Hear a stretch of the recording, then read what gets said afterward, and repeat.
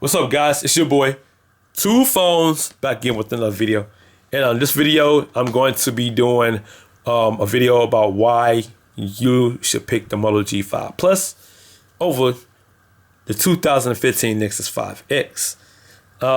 Yeah, true. Don't get me wrong. The 5X could be like cheaper by now, and yeah, it's the closest thing to being up to date and all that with the bells and whistles. Now, don't get me wrong, there are some great comparisons as far as having Android 7.0. Okay, well, this one has 7.1.2, 7.1.2, this one has 7.0. They both come with Google Assistant. Okay, so that's no worries. Both got great cameras. I must agree. They both have good cameras. This has a good camera. This has a good camera. They're both just about stock. I mean, well, of course, the 5X is stock, but as you can see, they're pretty much stock. They're pretty much stock. Okay. They both have fingerprint sensors, fingerprint readers. The Moto G5 Plus is at the top. I mean, bottom. 5X is on the back. With the 5X though, you have the little gesture. You can bring it up and pull it up. But with the G5 Plus, you can swipe across it and bring in your most recent apps. So that's a little difference. But this one, you can't get rid of those on-screen navigational bars. Where with the Moto Actions, you can get rid of that and have full advantage of both of them 5.2 screens. So you have full advantage on the Moto G5 Plus versus the Nexus 5X. Now, the higher end model of the 5X, which gives you 32 gigs of internal memory, I think if you want it brand new, will probably still be at like maybe $349, maybe $299 now. But even with that, this is the higher end model of the G5 Plus, which has 4 gigs of RAM and 64 gigs of internal memory, plus an SD card space inside, for the same price of $299. So it's all a hit or miss. And once again, they both got that same camera action itself. With this one, you can just go like this, flick it. Once again, and I don't know why that's doing that. So flick it, and then I'm not sure why my Moto phone is doing that, but okay. So, but with the 5X, you have to double tap. And that still wasn't fast. Actually, that was pretty faster than the Moto G5 Plus. And once again, it's probably because it's on the latest update, so who cares? But when you do them both, you can flick them both. So, I mean, it's all up to you. I mean, they both got basic, as you can see at the top, they both got basic actions to the camera. So it all depends on which one you prefer. Now, Moto G5 Plus was a little fast on that one, okay? I'm not a photographer. I'm not a real camera guy, so I'm not even going to get into all the details with the camera stuff, all right? I'm just showing you guys what type of gestures and actions they got. This one has a 2700 milliamp battery, and this one has a 3000 milliamp battery. USB-C to USB, but the Moto G5 Plus still comes with the Motorola Turbo Charger. Okay, like I said, they both got similar setups. If you wanted to, you can, move that away and bring your Gmail out. So now they got similar setups now. Okay. Yeah, okay, so with 7.1.2 on a Nexus device or 6P, whichever one, you do have the Force Touch or 3D Touch, whichever one you have. Unfortunately, we haven't gotten an update yet from Motorola to get 7.1, so we won't see that probably another while. But for the simple fact that, the app launchers are day and night. And to be honest, I must say that I like the Motorola app launcher better over the Nexus stock launcher. I mean, they both have the search bar at the top on both launchers, and that's pretty cool. And you can Go by category on both. So once again, it's all in preference. They're both about, like I said, they're both about the same price range.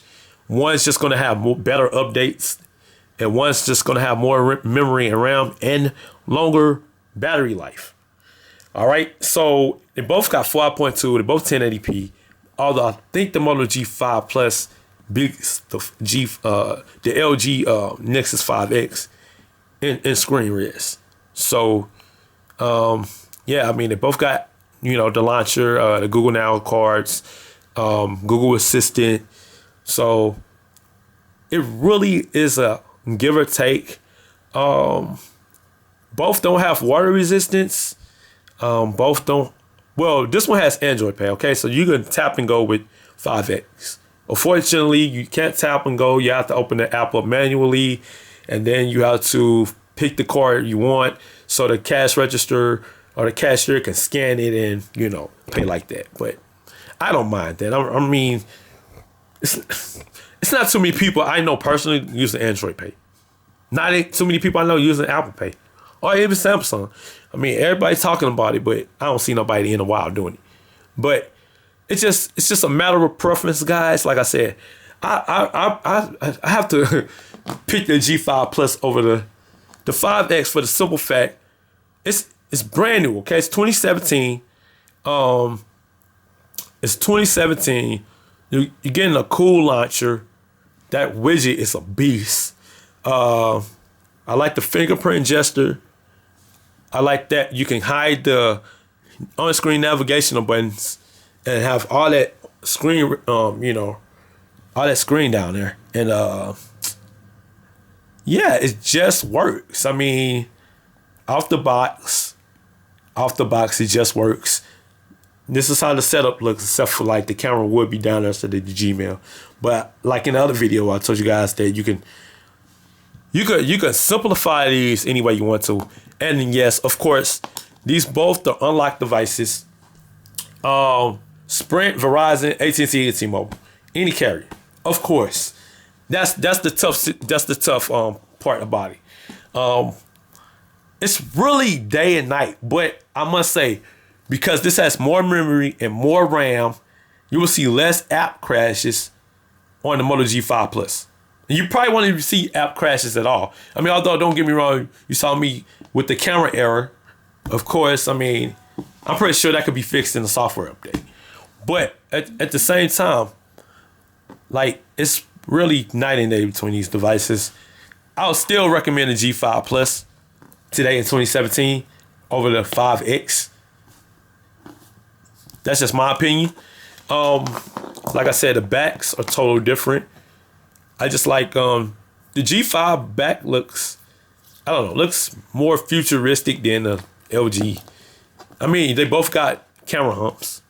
It's just which one you think looks more high end versus, you know, anything else.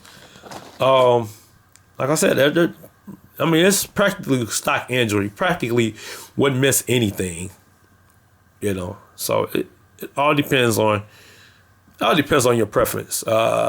Whether or not you want updates, you know. So the 5X does get updates, security patches all the time, every month, because it's by Google, through Google, and we're still waiting on updates for the Moto G. So that's where the difference comes. But like I said, it's fine with me. As long as I got enough memory, RAM. This has poor. Okay, that's another reason why I would pick the G5 Plus over the 5X. This has poor RAM management. I don't know if I have any apps open, but watch. Okay, that time. Okay, it stayed. Okay, that time it stayed. But see that? And it's updated. And look, it's fully updated, and I'm not even getting the Google Play Store. Okay, so let's say. See, it has to refresh. With the G5 Plus, you won't have to worry about that. Because watch this. Boom. G5 Plus, you don't have to worry about that. You don't have to worry about the apps reloading and things in that sort. Well, okay, that had to reload a little bit, but it was still on the page. But at the same time, the RAM management is a little more better on the G5 Plus versus the 5X. So these are my reasons why I picked the G5 Plus over the Nexus 5X. But like I said, once again, if you're the type that's worried about security and vulnerabilities, get the 5X. It's cheaper than a Pixel. I mean, like I said, brand new out the box. These both will cost $299. But you will get more RAM and more memory and an SD card. You know, so you could download as much stuff as you want to on the G5 Plus versus having to, you know, delete things because you're out of memory. That's the difference. Real big difference. Day and night. It's your boy. 2 phones. Let me know your thoughts below. Would you pick the G5 Plus over the Nexus 5X? Or would you put the 5X over the G5 Plus? Drop them comments. Hit that like button and subscribe.